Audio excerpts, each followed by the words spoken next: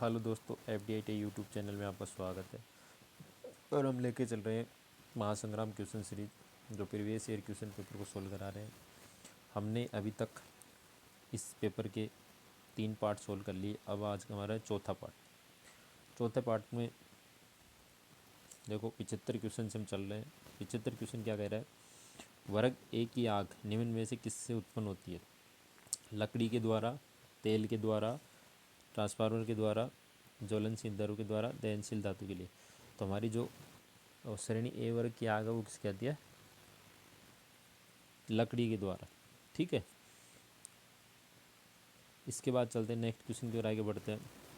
Question number हमारा 76। देखो, lighting होने पर चमक अच्छी होती है। आपकी जो लाइट है वो कैसी होनी चाहिए, तब जाके हमारी लाइट की चमक अच्छी दिखेगी? अच्छी होने पर, औसत होने पर, विस्तृत होने पर, समान और पर्याप्त होने पर, चमकदार होने पर। तो जो लाइटिंग होनी चाहिए वो समान और पर्याप्त होनी चाहिए, इससे हमारी लाइट क्या दिखेगी? अच्छी दिखेगी। नेक्स्ट क्वेश्चन की ओर आगे बढ़ते हैं। 40 वाट ट्यूब की लंबाई कितनी होती है? 0.6 metre, 1.2 metre, 1.5 metre, 2 metre, 2.5 metre. तो जो 40 वाट ट्यूब की लंबाई है वो होती है 1.2 मीटर। नेक्स्ट क्वेश्चन की ओर आगे बढ़ते हैं। क्वेश्चन नंबर हमारा 78। 78 क्वेश्चन क्या कह रहा है? फ्लोरोसेंट ट्यूब का औसत जीवन काल कितना होता है? 1000 घंटा, 2000 घंटा, 3000 घंटा, 4000 घंटा, 6000 घंटा। तो जो फ्लोरोसेंट ट्यूब होती है उसका जीवन काल होता है हमारा 6000 घंटा। नेक्स्ट क्वेश्चन की ओर आगे बढ़ते हैं। क्वेश्चन देखो 79। एक वोल्टा प्रचालन फिलामेंट लैंप के जीवन काल वृद्धि खालिस्तान होगी। ठीक है, कोई बदलाव नहीं होता, कम, 2 गुनी वृद्धि होती है, बढ़ता है, या इनमें से कोई नहीं। ठीक है, तो जो एक वोल्ट का प्रचालन फिलामेंट होता है उसका जीवन काल में वृद्धि के साथ कमी होती है। ठीक है, नेक्स्ट क्वेश्चन की ओर आगे बढ़ते हैं। क्वेश्चन नंबर देखो हमारा 80 नंबर क्या कह रहा है कि तरल पदार्थ को गर्म करने के लिए निम्नलिखित में से कौन सा उपयोग किया जाता है? इलेक्ट्रिक आयरन, इस्त्री, electric kettle, soldering, hot plate, electric lamp. तो इलेक्ट्रिक जो आयरन होती है, जो प्रेस होती है, वो तो कपड़ों को इस्त्री करने के लिए, प्रेस करने के लिए किया जाता है। इलेक्ट्रिक केटली जो होती है वो लिक्विड को गर्म करने के लिए किया जाता है। सोल्डरिंग जो होती है जो दो चालक धातुओं को जोड़ने के लिए प्रयोग की जाती है। हॉट प्लेट जो होती है ये हीटरी होती है जिसपे किसी बर्तन को रखकर उस पर कुछ गर्म किया जाता है। इलेक्ट्रिक लैम्प जो विद्युत लैम्प होते हैं उसे कहते हैं। ठीक है, नेक्स्ट क्वेश्चन की ओर आगे बढ़ते हैं। Question number 8। घरेलू रेफ्रिजरेटर में सबसे ठंडा भाग निम्नलिखित में से कौन सा होता है? कंडीशनर, वाष्पीकारक, रिसीवर, कंप्रेसर, दरवाज़ा। तो दरवाज़ा थोड़ी ठंडा होता है। रिसीवर नहीं, कंडीशनर नहीं, कंप्रेसर नहीं, वाष्पीकारक होता है। हमारा जो फ्रीज होता है, ठीक है, ये हमारा फ्रीज है, इसके अंदर ऊपर जो लगा होता है, ठीक है, ऊपर जो लगा होता है आइस बॉक्स, ये जो, ठीक है, ये ज़्यादा ठंडा होता है। तो नेक्स्ट क्वेश्चन की ओर आगे बढ़ते हैं। क्वेश्चन नंबर देखो 82 क्या कह रहा है कि नाइक्रोम किसका एक मिश्र धातु होता है? ठीक है, नाइक्रोम जो होती है वो होती है निकिल प्लस क्रोमियम की मिश्र धातु। ठीक है, अब देखो निकिल उसमें हो जाता है 80%, और जो क्रोमियम में होता है वो होता है 20%। देख लो किस में है, 80% निकिल और 20% क्रोमियम। ठीक है, तो इसका राइट आंसर क्या हो जाएगा? ए इज राइट आंसर। ठीक है, इसमें देखो 20% निकल दे रखा, उल्टा दे रखा, गलत हो जाएगा। 50-50 नहीं होता है, गलत है। 25-75 नहीं होता, 20 क्रोमियम और 80 गलत, आयरन नहीं होती। नाइक्रोम का तापीय चालकता क्या होती है? इसकी जो तापमान चालक होती है वो क्या होती है? ठीक है, थोड़ा सा क्वेश्चन को ऊपर कर लेते हैं। तो इसमें जो होता है कि 11.3 वेबर पर metre inverse degree centigrade inverse, 15.5 weber metre inverse degree centigrade inverse, 20.7 weber metre inverse degree centigrade inverse, 25 WM inverse degree centigrade inverse. जो माइनस में होता है उसे बोलते हैं इनवर्स। ठीक है, नहीं तो ये ऐसा लिखा जाता है C/1। तो इसको ऊपर ले जाएंगे तो -1 हो जाएगा। और लास्ट ऑप्शन है 30.5 WM inverse degree centigrade inverse. तो इसका जो राइट आंसर हो जाएगा वो हो जाएगा ए इज़ राइट आंसर 83 का। जो डाटाबेस क्वेश्चन होते हैं उनको फिक्स याद करना होता है। धातु के ऋणात्मक टर्मिनल को किससे जोड़ा जाता है? एनोड से, कैथोड से, कलेक्टर से, गेट से, ए व बी दोनों। कलेक्टर और गेट जो होते हैं वो ट्रांजिस्टर के अंदर होते हैं, एनोड और कैथोड। तो ऋणात्मक जो होता है वो क्या होता है आपका कैथोड, और एनोड जो होता है वो क्या होता है धनात्मक। ठीक है, क्या होता है धनात्मक।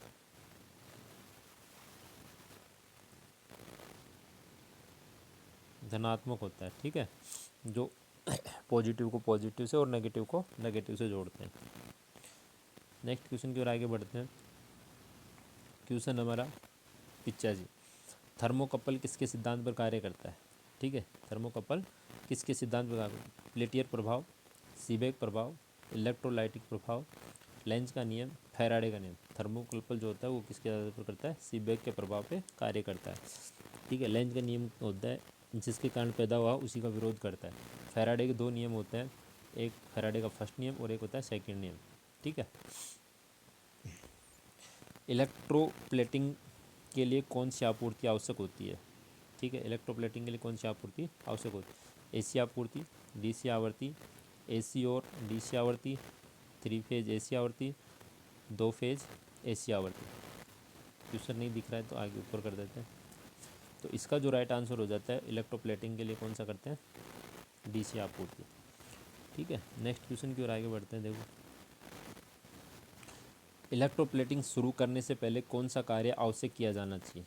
ठीक है, आपने अगर इलेक्ट्रोप्लेटिंग कर रहे हो, जैसे पारे की परत पर जस्ते की परत पर पारे की परत चढ़ाना, या जस्ते की परत पर पारे की क्रिया वो परत चढ़ाना, तो उससे पहले आप जब क्रिया कर रहे हो तो उससे पहले क्या आपको ज़रूरी है? सफाई, चमकाना, सोल्डरिंग, बफिंग, इन सभी। तो जो आपसे सबसे मोस्ट है वो क्या है? सफाई होनी ज़रूरी है। नेक्स्ट क्वेश्चन की ओर आगे बढ़ते हैं। देखो 88 क्या कह रहा है? लोकोमोटिव को परिचालित करने के लिए किस प्रकार की मोटर की अनुशंसा की जाती है? डीसी मोटर, श्रृंखला motor, DC shunt motor, synchronous motor, DC compound motor, induction motor. तो हमारे लोकोमोटिव में जो होता है, ट्रेन के अंदर जो होती है उसकी बात कर रहा है, तो ट्रेन के अंदर होती है डीसी श्रेणी मोटर। ठीक है, आजकल इंडक्शन मोटर यूज़ करने लगे। नेक्स्ट क्वेश्चन की ओर आगे बढ़ते हैं। क्वेश्चन देखो क्या है कि निम्नलिखित में से कौन सा ब्रेकिंग का प्रकार है? Rheostatic braking, mechanical braking, plugging braking, regenerative braking, इन सभी। तो हमारी जो ब्रेकिंग होती है वो क्या होती है? सभी ब्रेकिंग होती है, प्लगिंग भी होती है, रियोस्टेटिक भी होती है, मैकेनिकल भी होती है और रीजनरेटिव भी होती है। नेक्स्ट क्वेश्चन की ओर आगे बढ़ते हैं। क्वेश्चन देखो क्या कह रहा है,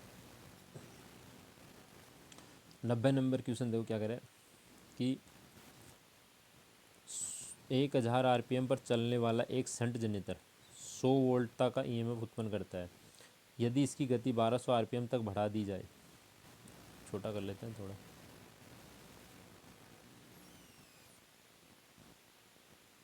ठीक है,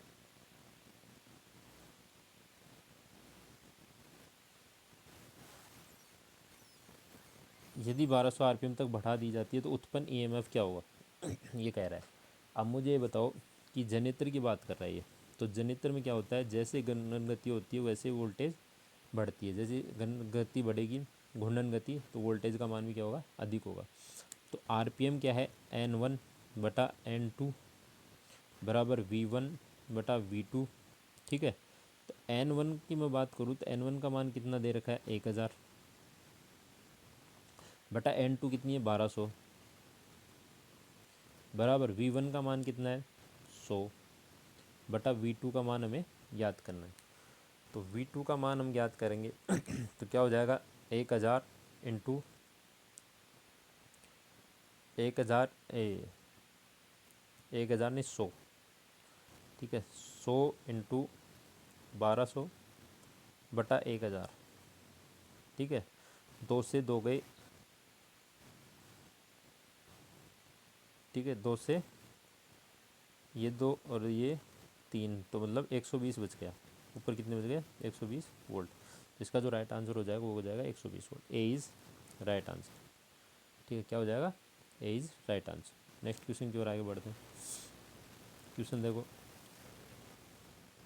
91वां नंबर, समता बढ़ाने के लिए निम्नलिखित में से किस श्रृंखला जनित्र का उपयोग किया जाता है।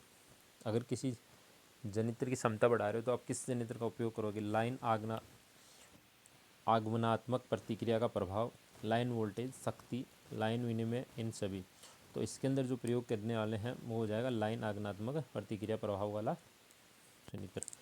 यदि एक मल्टीमीटर की बैटरी कमज़ोर हो जाती है तो यह क्या देगी। ठीक है, किस प्रकार का पाठ्यांक देगी। यदि एक मल्टीमीटर की बैटरी डिस्चार्ज हो जाती है तो उच्च पाठ्यांक देगी, निम्न पाठ्यांक देगी, बिल्कुल नहीं देगी, कोई पाठ्यांक नहीं देगी। एक तो या तो ए या बी। तो इसके अंदर जो है कि क्या हो जाएगा कि ये निम्न पाठ्यांक देगी। क्या देगी, निम्न पाठ्यांक देगी। नेक्स्ट क्वेश्चन की ओर आगे बढ़ते हैं। ठीक है, क्वेश्चन देखो क्या कह रहा है कि निम्नलिखित में से कौन सा टीवी तकनीशियन द्वारा उपयोग किए जाने वाला एक महत्वपूर्ण उपकरण है। Voltmeter, megameter, avometer, ohmmeter, wattmeter. तो जो तकनीशियन द्वारा कोई वो मीटर प्रयोग किया जाता है वो होता है एवोमीटर का प्रयोग किया जाता है। ठीक है, नेक्स्ट क्वेश्चन की ओर आगे बढ़ते हैं। क्वेश्चन नंबर हमारा 94। देखो क्या कह रहा है 94 कि प्रतिरोध को मापने के लिए निम्नलिखित में से कौन सी मीटर के एक आदर्श परिणाम देता है। ठीक है, एक अच्छा परिणाम देता है। Ammeter, voltmeter, wattmeter, multimeter, VT, VM metre. तो जो सबसे अच्छा परिणाम देता है वो कौन सा होता है, मल्टीमीटर। ठीक है, नेक्स्ट क्वेश्चन की ओर आगे बढ़ते हैं। खालिस्तान किस प्रकार का मल्टीमीटर अधिक संवेदनशील और स्पष्ट होता है। ठीक है, फ्लूक, डिजिटल, एनालॉग, इंडिकेटर, इनमें से कोई नहीं। तो जो सबसे अच्छा संवेदनशील और स्पष्ट होता है वो होता है डिजिटल मल्टीमीटर। नेक्स्ट क्वेश्चन की ओर आगे बढ़ते हैं। क्वेश्चन देखो क्या कह रहा है कि विद्युत मशीनों में विद्युत चुंबक के ध्रुव सूज के लिए पसंदीदा सामग्री क्या है। तांबा, एल्यूमिनियम, लेड, शुद्ध लोहा और प्लास्टिक। जो हमारे पोल शूज होते हैं उसके लिए सबसे अच्छी सामग्री कौन सी होती है, शुद्ध लोहा। इसका जो राइट आंसर हो जाएगा वो क्या हो जाएगा, सी इज राइट आंसर। दो फेज वाले विद्युतीय आपूर्ति वाइंडिंग इलेक्ट्रिक डिस्प्लेसमेंट क्या होगा। ठीक है, तो 180, 120, 60, 90 और 150। तो दो फेज के लिए पूछ रहा है तो कितना हो जाएगा, 90 इज राइट आंसर। और यदि तीन फेज के लिए पूछे, ठीक है, कितने, तीन फेज के लिए, तब हो जाएगा 120। और अगर दो फेज से अधिक के किसी के लिए पूछे तो हो जाएगा 360 बटा एन। एन जो होता है हमारा नंबर ऑफ टर्न। ठीक है, क्या होते हैं, नंबर ऑफ टर्न। ठीक है, तो इसका राइट आंसर हो जाएगा C is right answer. Next question की ओर आगे बढ़ते हैं। 98 देखो क्या कह रहा है कि एक मेगर जो होता है, ठीक है, एक मेगर जो होता है वो क्या काम आता है। मेगर किसका संयोजन होता है। ठीक है, जनरेटर का, मोटर का, जनरेटर और ओमीटर का, ए और बी दोनों, ए मोटर, एसी मोटर और डीसी मोटर के लिए। तो जो मेगर संयोजन होता है जनरेटर और ओमीटर का होता है। ठीक है, किसका होता है, जनरेटर और ओमीटर का होता है। नेक्स्ट क्वेश्चन की ओर लिए आगे और बढ़ते हैं। 99 नंबर क्वेश्चन देखो क्या कह रहा है। यदि single phase motor capacitor short circuit हो जाता है तो मोटर पर क्या प्रभाव पड़ेगा। चालू होगा, चालू नहीं होगा, चालू होगा लेकिन चलेगी नहीं, झटका देते हुए चालू होगा, तेज़ गति से चलेगी। तो अगर यदि सिंगल फेज मोटर का कैपेसिटर शॉर्ट सर्किट हो जाता है तो मोटर चलती नहीं है। तो इसका जो राइट आंसर होना है वो हो जाएगा बी इज़ राइट आंसर। ठीक है, आज के क्वेश्चन से आज के पेपर का लास्ट क्वेश्चन है।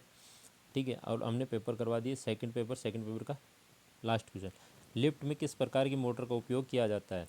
कंपाउंड मोटर का, श्रृंखला मोटर का, इंडक्शन मोटर का, शंट मोटर का, बी और डी। बी क्या है, श्रृंखला और इंडक्शन मोटर। तो जो सो का जो राइट आंसर हो जाएगा वो हो जाएगा बी और डी आंसर। तो इसका राइट आंसर क्या हो जाएगा, इज़ राइट आंसर। ठीक है, तो ये थे हमारे दो पेपर सॉल्व हो चुके हैं। नेक्स्ट पेपर के साथ मिलते हैं, तब तक के लिए क्लास पसंद आई तो लाइक करें, कमेंट करके ज़रूर बताएं कैसी लगी क्लास, और चैनल को सब्सक्राइब तो ज़रूर करना ही करना है ताकि, और बेल आइकन को प्रेस करके ऑन करें ताकि आपको नए नए नोटिफिकेशन मिल सके। मिलते हैं नेक्स्ट क्लास के साथ, तब तक के लिए धन्यवाद।